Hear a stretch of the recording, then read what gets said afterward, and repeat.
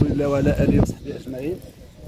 بهذه المناسبه اللي اعتبرها مناسبه غاليه، خاصه حضور الوجوه الكريمه، سواء الاخوان اللي جاونا من فاس ولا الاخوان اللي جاونا من الدار البيضاء، حقيقه مع يعني التعب ديال السفر، ولكن كيفما كان الحال الحضور ديالهم كان وازن، والله سبحانه وتعالى يعني حضرنا على اساس ان نشوفوا بعض الوجوه الرياضيه اللي كنا كنلعبوا غدياتنا.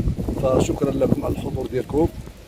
تنشكر اللجنه اللي حقيقه سهرات على تنظيم هذا الحفل الكريم الذي يؤرخ لتكريم واحد اللاعب اللي اعطى الشيء الكثير لثلاثه الفروق اللي بدايته كانت في كفاح سيدي يحيى، ثم النادي القطري، ثم المغرب الفاسي، والرجوع ديالو للنادي القطري.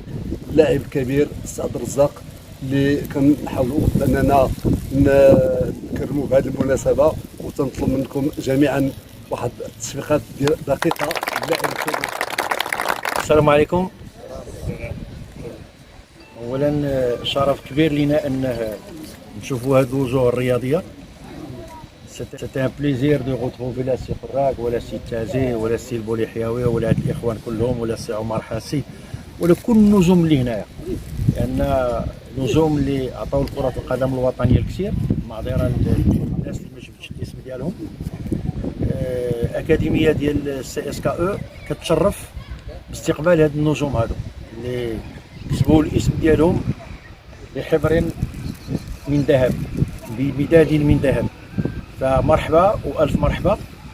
وشكون جايين يكرموا؟ غيكرموا واحد الانسان خلوق، انسان متواضع، لاعب قوي اللي خلى البصمات ديالو كبيره، لا في سيدي يحيى ولا في الكاك ولا في الماس. وحنا اليوم كنا فرحانين باش نديروا هذا التكريم هذا، ونتمناو هذه البديله تعاود تكرر، لان السي كمال والمجموعه ديالو كرموا اكثر من لاعب في هذا المستوى هذا. كنا كنتمناو على ان هذا التكريم يكون في مستويات احسن، لان هاد الناس يستاهلوا اكثر، لان افناو الشباب ديالهم في خدمه كره القدم الوطنيه. اهلا وسهلا ومرحبا. ونتمناو مره اخرى على اننا نستقبلوا ونصفقوا بحراره على السي مرزقه، والله يجازيكم بخير. التكريم كيجعل مولاه بانه في واحد المرتبه متقدمه في السن، مع الاسف ان المكرم اليوم هو لا زال شابا. عبد الرزاق كان من اللاعبين الخلوقين بصم المرحله ديالو في المغرب الفاسي، واحد البصمه اللي هي كانت مكتوبه في التاريخ. كان من اللاعبين اللي كيعطيو الكثير داخل الملعب، مربي خلوق، وكنظن ما يمكنلكش تلقى بحال هذا الصنف من اللاعبين الا بغى الله سبحانه وتعالى. فهذه الفرصه اللي هو سمح لنا بها باش اننا نتلاقاو مع الوجوه، الناس ديال الدار البيضاء والناس ديال قنيطره، وكذلك الاخوان من فاس لان ما كنتشوفوش بزاف، ولكن هذه الفرصه جات بالفعل، واللي فتح لنا المجال لها هو السي مرزقه. كنتمناو له يعني العمر وكذلك صحه جيده، لانه مازال يعطي على مستوى التكوين وعلى مستوى التأطير. فكنظن بان الانسان اللي ما كينسالخش من المجال ديالو الرياضي معناه انه كيحافظ على اللياقه ديالو وعلى عمره. والله يجازيكم بخير وشكرا لهم. ولحد الوقت ولعبنا معاهم، وكان لنا الشرف باش نكونوا في هذاك الوقت معاهم. واحد المعلومه بعدا غنقول للسي مرزقه، راه وقيلا غادي يوقع له الاكده، راه ما كانش غيلعب في قنيطره، كان غيلعب في الطاس هي الاولى.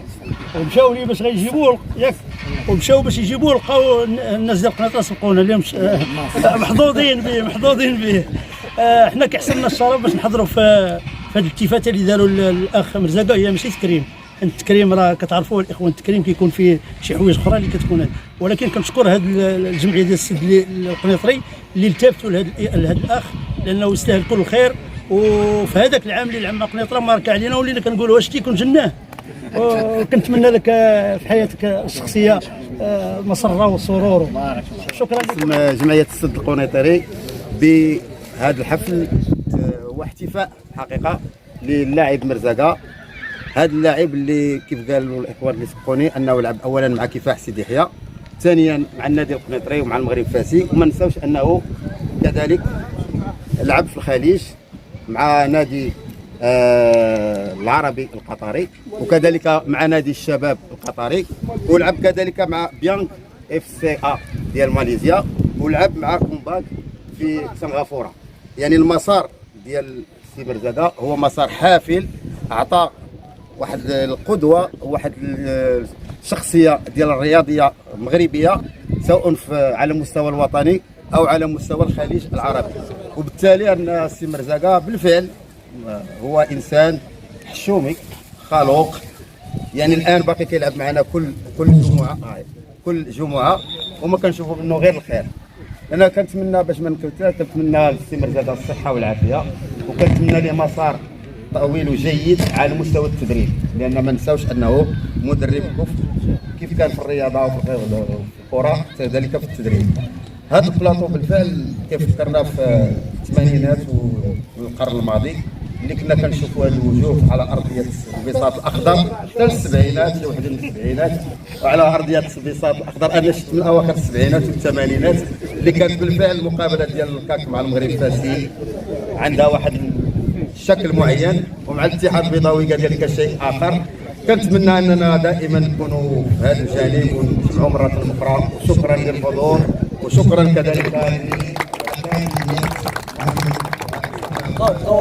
لا يصح انه اولا صحيح لاننا سمعنا المفاجاه، ولكن الاستقبال كان طرف سؤال الصحابي في هذا الفضاء الجيد الممتاز الممتع.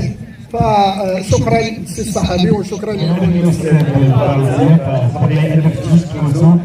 واخر الكتاب العربي المستهدف في البطوله الوطنيه. الفت الكتب العربيه، والان انا كنالف بالفرنسيه، وكنالف سي عزيز بوعيد واحد الثانيه رجعت معي، كنالف سي عزيز بوعيد واحد المجلد باللغه الفرنسيه. سي عزيز بوعيد وحدكم. وبصراحه كنطلب من الاخوان يعطيو الشواهد التقديريه بحق السي عزيز بوعيد. وبالمناسبه الفت واحد، وانا جاي دابا في الطريق الفت واحد الجزاء على هذه المناسبه.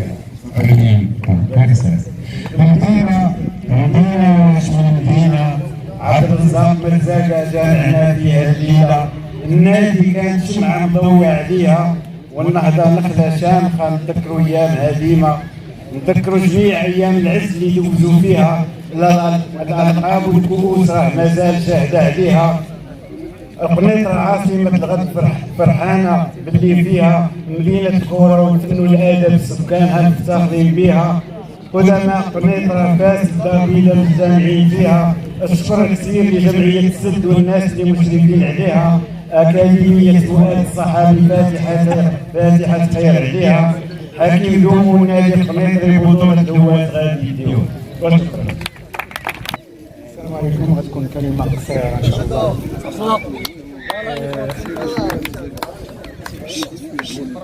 طلع الفولي. الاخوان هذا شرف كبير، شرف ثاني. لان الشرف الاول كان اللعب امام هذا الاخوان كاملين، سواء مع النادي القنيطري سواء مع المغرب الفاسي، كان شرف كبير. وكذلك واخا كنا نلعبوا ضد الاتحاد البيضاوي ولا فرق اخرى، كان هذا شرف كبير. هذا شرف ثاني ويشكر عليه الجميع، سواء بالنسبه للمواطنين اللي بداوا بالو الحسن لانهم كنظن بانهم فرضين، سي مصطفى والسي كمال، وكذلك شكر جزيل للسي الصحابي اللي عطانا هذا الفضاء في الجامع فيه. وبلا ما نطول، شكرا بزاف، وكنتمنى نتلاقاو في حفل ثاني ان شاء الله.